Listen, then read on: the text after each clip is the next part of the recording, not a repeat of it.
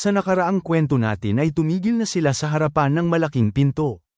At sa pagpapatuloy ng kwento, sinabi naman agad ni Hepburn na hanggang dito na lamang siya at ipinaliwanag niya naman na sa likod ng pintong ito ay ang banal na teritoryo kung saan namamalagi ang Diyosa at dagdag niya pa na dahil hindi siya nabigyan ng permiso upang makapasok sa loob ay hindi niya ito masasamahan.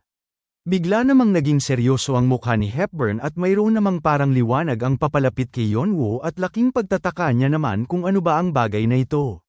May bigla namang malakas na kapangyarihan ang umaapaw mula sa loob ng pintuan at habang nakatayo si Yeonwoo ay sa isip-isip niya na parang mabigat ang kanyang pakiramdam na parang malalim dahil ang kapangyarihan na kanyang nararamdaman ay parang nahihirapan siyang huminga at ibang-iba naman ito kumpara sa nakaharap niya ang Martial King at Summer Queen. Nanlaki naman ang kanyang mga mata dahil isa lang ang sinisigurado niya na sa likod ng pintong ito ay mayroon nakatagong malakas na kapangyarihan.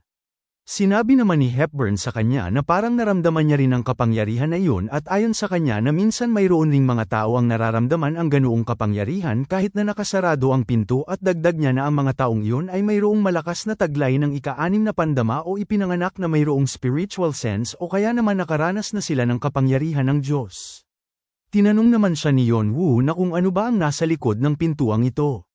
Tugon naman ni Hepburn na isang Diyos. Nagulat naman si Yeonwoo sa kanyang nalaman dahil ayon sa kanyang nalalaman na ang mga Diyos ay hindi pwedeng makaalis sa ika-78 ng palapag ng tore dahil ang tatlong Diyosa ay palagi nilang iniiwan ang kanilang kamalayan sa ika-16 na palapag ng tore dahil hindi nila gustong makulong sa ika-78 na palapag ng tore kaya naman napagtanto niya na hindi nila pwedeng maibaba dito ang kanilang katawan ng tuluyan. Habang dahan-daang bumubukas ang pinto ay napapangiti na lang si Hepburn at sinabi niya kay Yeonwoo na wala siya dapat ikabahala dahil maiintindihan niya rin kapag nakapasok na siya sa loob at nang tuluyan nang bumukas ang pinto ay napagdesisyonan naman ni Yeonwoo na magandang ideya ito na pumasok sa loob dahil nagtataka siya kung ano ba ang itsura ng isang Diyos subalit laking gulat niya naman na ang kapangyarihan na mahinang nararamdaman niya kanina sa labas ay mas malakas pa pala kaysa sa kanyang inaasahan at umabot na sa puntong hindi niya na naiisip ang limitasyon ng kapangyarihan na nakapalibot sa kanya dahil para itong isang malawak, malaki at malalim na kapangyarihan at walang humpay itong linalamon ang buo niyang pagkatao at sa pagkakataong ito ay pumasok sa isipan ni Yeonwoo na ito pala ang kapangyarihan ng isang Diyos at naramdaman niya naman na parang isa lamang siyang maliit na insekto na parang kulisap na walang kakayahan. Sa mga Diyos, ang tao ay wala lang para sa kanila. Naisip niya rin na hindi nakatakataka na kung mawala man siya na parang bula na katulad ng ganito. Subalit napagdesisyonan niya naman na hindi niya ito papayag ang mangyari dahil hindi niya gustong mamatay sa lugar na ito na ganito lang at agad niya namang pinalakas ang kanyang katawan sa pamamagitan ng mahika at lumabas sa kanyang sistema ang tinatawag na combat will o matatag na kalooban sa pakikipaglaban. Umilaw naman ang bumabalot sa kanya na itim na kapangyarihan at bigla niyang ipinalabas ang kanyang kasanayan na tinatawag na Heavenly Wing Mana Control. Sa isip-isip niya naman na lalamunin sana siya ng buhay kapag nawala siya sa focus kaya naman napagdesisyonan niya na hadlangan ang panlabas na impluwensya ng kanyang kapangyarihan na mahika. Mayroon naman siyang tinig na narinig at sinabi nito sa kanya na napakatyaga niya namang bata at nang marinig niya yun ay nagtataka naman siya na kung saan ba nanggaling ang tinig na yun. Naisip niya naman na imposible niyang masuyad ito dahil isa itong teritoryo na kung saan nandito ang Diyos kaya napagtanto niya naman na imposible yun. Sinabi naman ng tinig kay Yeonwoo na hindi niya alam kung bakit ito maingat sa kanya at dagdag niya na hindi niya naman siya sasaktan. Tugon naman ni Yeonwoo habang pinapalakas ang kanyang kapangyarihan na dahil hindi niya alam kung ano ang kanyang iniisip. Tugon naman ni Erd kay Yeonwoo na kahit isa siyang tagapagmana ng kapangyarihan ng sinaunang dragon ay napakaingat pa din ito dahil ang butiki ay wala lang kung wala ang kanilang pride. Naisip naman ni Yeonwoo na hindi pa niya kayang harapin ang ganito kalakas na kapangyarihan subalit para makurat ang Diyos ay kailangan niyang patayin si Hepburn at agad niya namang tinanong si Erd na kung bakit niya ba siya ipinatawag. Tugon naman ni Erd na dahil at bigla namang nagsalita si Yeonwoo dahil sa kasabikan niya at tinanong niya na naman ito na kung bakit. At tugon naman ni Erd habang pinagmamasdan si Yeonwoo na kahit na sila pa ang tatlong Diyosa ay ang Diyos ay Diyos at ayon sa kanya na hindi sila karaniwang nakakakita ng manlalaro na winawasak ang templo at kahit na may kasamahan silang galit sa kanila ay hindi sila nagkaroon ng lakas ng loob upang kalabanin sila subalit si Yeonwoo daw ay kinakalaban sila kaya naman gusto niya siyang makita man lang at makausap kaya naman nandito siya ngayon at yun lang ang kanyang layunin. Nagtataka naman si Yeonwoo kung ano ang ibig sabihin nito at bigla na lang lumabas sa kanyang sistema na natapos niya na ang pagsubok at nagtataka na naman siya kung bakit ganun-ganun lang. Napagtagumpayan niya naman na makausap ang Diyosang si Erd. Nakuha niya naman ang tagumpay na hindi madaling makuha at nakatanggap siya ng karagdagang karma. Nakatanggap siya ng 8,000 na kabuuang karma at kasalukuyan ang idinadagdag ang karma na kanyang natanggap sa kabuuan niyang karma at tinanong siya ng sistema na kung ilalagay niya ba ang kanyang pangalan sa Hall of Fame. Hindi naman akalain ni Yonwoo na ganun lamang kadaling matatapos ang kanyang pagsubok. Sinabi naman ng Diyosang si Erd sa kanya na marami pa ring mga tao ang nakikita niya habang nakaupo lamang dito na mayroon silang iba't ibang mga pagsisisi sa nakaraan na hanggang sa ngayon ay dala-dala pa rin nila at ang bawat isa sa kanila ay pare-pareho lamang na nakikiusap sila upang pakawalan sila sa kulungan, subalit si Yonwoo daw ay naiiba dahil wala siyang pinagsisisihan o kahit kaunting pagmamahal man lang, subalit sa kaparehong oras ay mas umiilalim pa siya sa kanyang nakaraan, sa gayon ay patuloy niyang sinisisi ang kanyang sarili at sa bandang huli ay walang siya na kanyang sarili kundi ang kapatid niya lamang na namayapa. Ang kanyang kapatid ay pinagtaksilan ng kanyang itinuturing kaibigan at tinanong niya naman si Yonwoo na kung magagawa niya ba ang ginawa ng kanyang kapatid at kung pagkakatiwalaan niya ba ang taong nakapaligid sa kanya dahil ang mga taong ito ay kakaiba kumpara sa kaibigan ng kanyang kapatid, ngunit naisip rin ng kanyang kapatid na makakasama niya ang kanyang mga kaibigan ng habang buhay. Habang nagsasalita ang Diyosang si Erd ay nilalapitan naman si Yonwoo ng kanyang mahika at sinabi niya na ang pagtataksil ay darating sa kahit anong oras, kaya naman nananatili itong mapaghinala sa taong nakapalibot sa kanya at tinanong niya si Yonwoo na kung tama ba ang kanyang sinabi. Unti-unti nang sinasakop ang buong katawan ni Yonwoo ng mahika ni Erd habang sinasabi ni Erd na maghinala at patuloy na maghinala at hindi magtiwala at patuloy na hindi magtiwala at kinumpirma naman ni Erd na kung ito ba ang rason kung bakit siya patuloy na nabubuhay. At dito bumalik ang alaala ni Yonwoo nang nasa pagsusundalo pa siya at nagmamadali silang bumalik sa chopper upang tumakas at sinabi pa ng isa na bilisaan nila dahil hindi na sila makapaghintay ng 30 segundo. Nang makasakay na ang iba sa sasakyang panghimpapawid ay lumingon naman ang isa habang hingal na hingal at pinagmasdan niya ang isang natitirang lumalaban ng buong tapang at napasabi na lang siya na humihingi siya ng tawad sa may iwan at ang naiwan pala ay ang ating bida at umalis na lang bigla ang sasakyang panghimpapawid nang hindi siya kasama.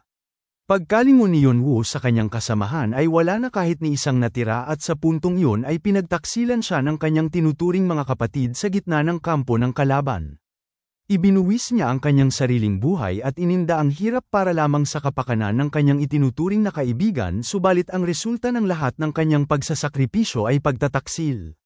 At dito binaril siya ng mga kalaban ngunit hindi siya tinamaan at sa oras na yun ay walang nag-aakala na makakaligtas pa siya sa ganoong sitwasyon, subalit mayroon siyang natamong pinsala at hindi niya naman papayagan na mamamatay siya doon. Nagpapatuloy lamang siyang mabuhay dahil sa nararamdaman niyang galit at sama ng loob sa kanyang itinuring niyang kasamahan na iniwan siya sa kalagitnaan ng kampo ng kalaban. At nang matapos niya ng lagyan ng benda ang kanyang sugat at lingid sa kanyang kaalaman ay may nakamasid na sa kanya na mga kalaban at dali-dali nila itong nilapitan at pinagtangka ang patayin, subalit nakatunog na pala ang ating bida at nabaliktad pa ang sitwasyon at pinatay niya ang dalawang pinagtangkaan ng buhay niya. Sa mga oras na yun ay wala nang iniisip si Yonwoo kundi ang kanyang kaligtasan sa kahit anong paraan. Simula noon ay tinahak niya ang kagubatan ng 150 na kilometro at marami siyang nakakasalubong na tao at pinatay niya ang hindi mabilang na tao at sa puntong yun ay ang tanging nasa isip niya lamang ay ang galit at sama ng loob at ang maghiganti at itinapon niya ang lahat ng kanyang emosyon. Doon na nagsimulang bansagan siya na kain ang halimaw na walang emosyon. Nang makita ng Diyosang si Erd ang kanyang nakaraan ay napatawa naman ito at pinagmasdan niya si Yonwoo at sinabi niya pa na tama yan at mahulog pa siya sa ikailalim ng kawalan at hindi siya makakatakas mula dito at dagdag niya na mapapabilang rin ito sa kanyang koleksyon katulad ng ibang mga manika niya. Patuloy pa ring inaalala ni Yonwoo ang kanyang nakaraan at hinamon pa siya ni Erd na ipalabas niya ang kanyang totoong katauhan at tinawag niyang kain ito. Habang nakatayo si Yonwoo na may hawak na 2 punyal at sinabi naman ni Erd sa kanya na ipalabas niya ang halimaw na natatago sa kanyang kalooban. Maya-maya pa ay napasabi na lang si Yonwoo na nakakainip ito at tinanong niya si Erd na kung ito lang ba ang makakaya niya, sabay palabas niya ng kanyang aura na napakalakas at nagawa nitong makawala sa ikailalim ng kawalan at dahil doon ay hindi naman makapaniwala si Erd sa kanyang nasasaksihan at tiningnan niya si Yonwoo at napatanong sa kanyang isipan na kung paano ba siya nakawala sa ganoong sitwasyon dahil marami sa mga manlalaro ang pumasok sa tore na dala-dala nila ang kani-kanilang mga pagsisisi sa nakaraan at sa lahat ng yun ay si Yonwoo lang daw ang pinakamalala at ayon sa kanya na walang paraan upang magawa niya yung matakasan ng ganun-ganun lang. Masayang sinabi naman ni Yeonwoo sa Diyos ang si Erd na sa tingin niya ay tapos na ang kanyang gawain dito dahil tapos na rin naman ang kanyang pagsubok. At dahan-dahan naman siyang lumabas ng pintuan sabay sabi niya pa na nagpapasalamat siya kay Erd dahil hindi niya inaasahan na matatapos niya ng madali ang kanyang pagsubok. Si Erd ay pinaplano niya sanang ilagay sa estado ng pagkalito si Yeonwoo dahil wala nang iba pang magulo ang nakaraan bukod sa kanya. Wala daw itong partikular na pag-asa at umaakyat lamang ito sa tore at hindi nito tinatakasan ang kadena ng kanyang nakaraan bagkus ay sinasagad pa nito ang kanyang sarili sa mas mahigpit. Kaya naman naisip ni Erd na magagawa niyang malito si Yeonwoo dahil si Erd ay ang Diyos na nakakakita ng nakaraan at mas madali lamang subukan ng tao kapag mas magulo ang nakaraan katulad ni Yeonwoo. Kagaya ng kanyang ginawa sa nakaraan ay inaakala niya na si Yeonwoo ay hindi na magagawang makatakas dahil sa magulo nitong nakaraan. May bigla namang dumating at sinabi niya na hindi niya akalain na makikita niya si Erd na ganito at ayon sa kanya na hindi niya ito kayang makita. Tugon naman ni Erd sa nagsalita na kung wala siyang magandang sasabihin ay mas mabuti pang umalis na lamang ito. At dito ang nagsasalita ay ang Diyos na si Hermes at tumawa naman siya sa sinabi ni Erd sa kanya at tinanong niya si Erd na kung hindi ba oras na ito upang itigil niya ang pagmamanipula sa mga tao at inasar niya naman si Erd na ang taong katulad ni Cain ay hindi magiging laruan niya at tinawag niyang kawawang mataas na elf si Erd. Sinabi naman ni Erd na napakasama ni Hermes at agad siyang tumayo sabay sabi niya malamang ay hindi niya ito maiintindihan. Sinabi naman ni Hermes na kung paano ang isang tao na katulad nun ang magawang makatakas sa kanyang pagmamanipula dahil siya ang taong hindi na dapat magising dahil wala itong pangarap o pag-asa. Tugon naman ni Erd sa kanya na parang marami siyang nalalaman patungkol sa batang yun at sinabi niya pa na parang minamasdan niya ito palagi. Sagot naman ni Hermes na hindi lamang siya ang nakamasid dito dahil maging si Athena ay interesado rin sa kanya at si Ares at maging si Dionysus at dagdag niya na hindi lamang sila ngunit ang lahat ng nakatira sa ika-78 na palapag ng tore ay interesado sa kanya at sinusubukan nilang maghanap ng paraan upang maging apostol nila ito. Ipinaliwanag niya naman kay Erd na kapag nakatungtong na ang batang yun sa ika-50 na palapag ng tore na ito naman ang kinakailangan upang maging apostol ay pupusta siya na ang lahat ng mga ranker na nakalagpas sa palapag na yun ay magdudulot ng malaking kaguluhan. Ayon sa kanya nakapareho din ito sa mga demonyo dahil mayroon ding chismis na si Agares ng silangan ay naglalaway sa kanya. Sa isip-isip naman ni Erd na si Agares daw ang ikalawa sa pinakamalakas na archdemon sa lahat ng 72 na mga demon lords at si Agares ay sumisimbolo sa pagkawasak at puot at mayroon itong walang hanggang kasakiman kahit na sa mga demonyo. At agad namang sinabi ni Hermes na higit sa lahat ay bigla niya nalang inactivate ang kanyang kasanayan at biglang umilaw ang kanyang sandata habang nawawasak ang sahig at nang makita yun ni Erd ay hindi naman siya makapaniwala at bigla na lamang lumitaw at pumilibot ang hindi mabilang na mga ahas sa Diyosang si Erd at sinabi ni Hermes kay Erd na siya ang may karapatan sa batang yun dahil siya ang nauna at seryoso niya namang pinagbantaan si Erd at sinabi niya na naiinis lang siya dahil ang iba ay ninanais siyang kunin subalit ang hindi kaaya-aya ay ang nang-aagaw ng linya. Makalipas ang ilang minuto ay umalis na si Hermes kasabay niya ang paglaho ng kanyang mga ahas at napaupo na lamang si Erd sa kanyang trono habang sinasabi niya na hindi niya akalain na mapapahiya siya ng ganito at ipinapangako niya naman na pagbabayar niya si Hermes dahil sa ginawa nito sa kanya. Nagalit naman siya habang iniisip niya na kahit ano pa man ang kanyang isipin patungkol doon ay kakaiba ito dahil si Hermes daw ay malaya na hindi gustong matali sa kahit na sino at ngayon ay binibigyan niya ng pansin ang isang tao at naalala niya naman na ang mga titig ni Hermes ay walang halong kasakiman ngunit parang mayroon lamang siyang pinoprotektahang bagay. Ayon kay Erd na malamang si Hermes ay mayroong rason kung bakit niya pinuprotektahan ang batang yun dahil parang may kakaiba dahil maging sina Athena at Dionysus ay interesado din sa batang yun at hindi niya rin lubos maisip na ang mga nakakataas ng Olympus at ang walang kasalanang Diyos na ikalawang henerasyon ay naging interesado sa batang yun at labis siyang nagdududa dahil dun. Bigla niya namang tinawag si Hepburn at bigla namang dumating ito at nagbigay galang at tinawag niyang master si Erd. Sa isip-isip naman ni Erd na kung hindi mapapasaka niya si Cain ay kinakailangan niya namang ligpitin ito at agad niyang inutusan si Hepburn na lamunin niya ang batang yun at sinang-ayunan naman yun ni Hepburn at dagdag pa ni Erd na gawin niya ang lahat ng kanyang makakaya. Sa puntong yun ay ang anino ni Hepburn ay bigla na lang kumilos ng kakaiba at naniniwala naman si Erd na kasamang umalis ni Yeonwoo ang espiritu na may hawak na karit na tinututukan si Hepburn subalit nanatili ito at nagtago sa anino ni Hepburn. At nang walang ano-ano'y bigla na lamang inatake ng espiritong may bitbit na karit si Hepburn at naputol ang ulo nito at sa puntong yun ay ang koneksyon ng kaluluwa sa pagitan ng Diyos at Apostol ay sapilitang pinutol ni Yonwoo. Wala namang magawa si Erd at tiningnan niya lamang ang resulta ng aksyon na kanyang ginawa at maya-maya pa ay bigla na lamang siyang napabuga ng dugo at ang pangyayaring yun ay hinding-hindi yun napansin ni Erd dahil ang kanyang pandama ay naging mapurol dahil sa kapangyarihan ni iniwan ni Hermes at ito ang resulta ng kanyang kawalang ingat at matinding sakit naman ang biglang naranasan ng buo nitong katawan at napasigaw na lamang ng napakalakas si Erd dahil sa sakit. Sa kabilang eksena naman ay may biglang sumabog sa gitna ng kagubatan at sinusugod ng mga kalaban si Yonwoo at binabalak siyang patayin at napasabi na lang si Yonwoo na mas nagiging nakakainis ang mga nangyayari habang pinapalabas niya ang kanyang alipores at maya-maya pa ay bigla niyang ipinalabas si Bu at tinanong niya ang mga kalaban na papasugod sa kanya na kung mayroon ba silang huling sasabihin habang si Bu naman ay naghahanda ng kanyang mahika at nang makita yun ng mga kalaban ay napanganga na lang ang mga ito dahil hindi sila makapaniwala sa kanilang nakikita at nang walang ano-ano'y bigla na lang binitawan ni Bu ang pag-atake nito habang sa isip-isip ni Yonwoo na ika-6 na beses na nangyari ito dahil doon ay hindi na nito kinakailangan gamitin ang kapangyarihan ng dragon. Napatanong naman siya sa kanyang isipan na kung pinaplano ba ni Erd na ipakita na ang pangil nito dahil pinagbasehan niya kung paano niya ipinadala ang mga mersenaryo at assassin na grupo para lamang patayin siya ay parang naiinip na ito. Hindi naman siya nagrereklamo dahil madadagdagan na naman ang kanyang koleksyon ng mga mahuhusay na mga manlalaro. Makalipas ang ilang sandali ay nagulat naman si Han Ryong na naubos na nila ang lahat ng mga kalaban sa lugar na ito at tumugon naman si Yonwoo na mahusay ang kanilang ginawa.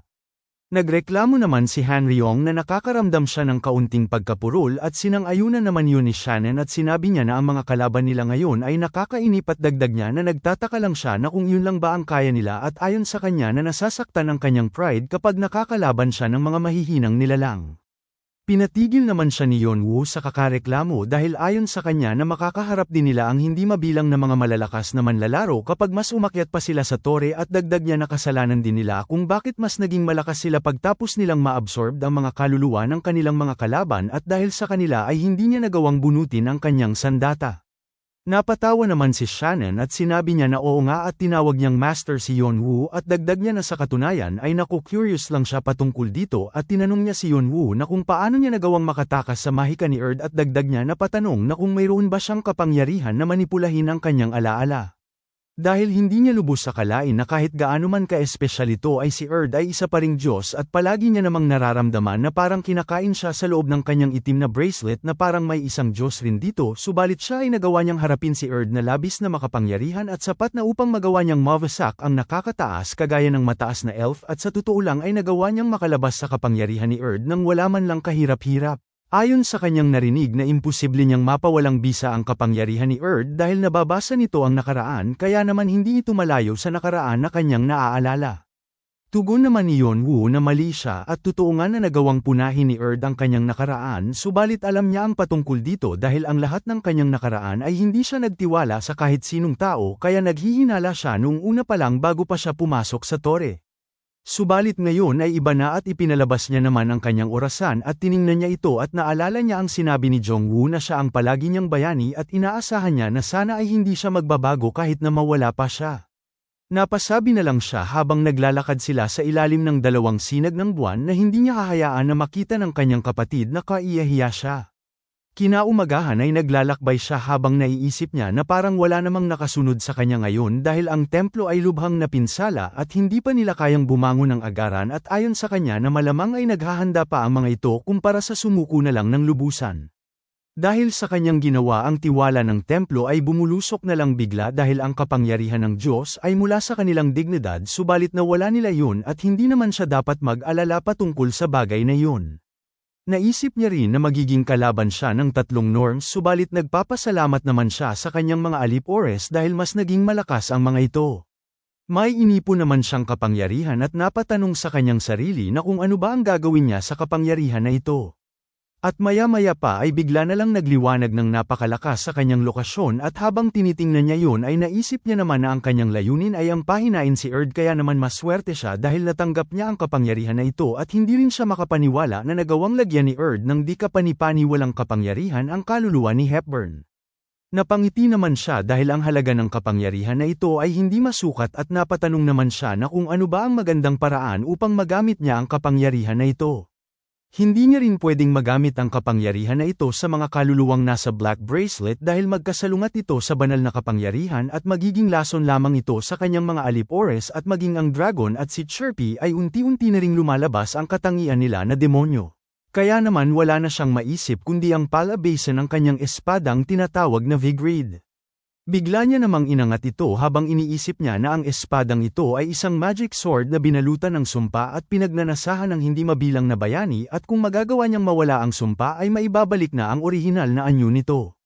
Nagawa na rin pahinain ng Aegis at ng banal na apoy ang sumpa ng Vigrid kamakailan lang subalit ang pinagmumulan ng sumpa ay nakatago sa ikailaliman nito at nagtataka naman siya kung ano ba ang itsura ng espadang Vigrid na pinagnanasahan ng mga hindi mabilang na mga bayani.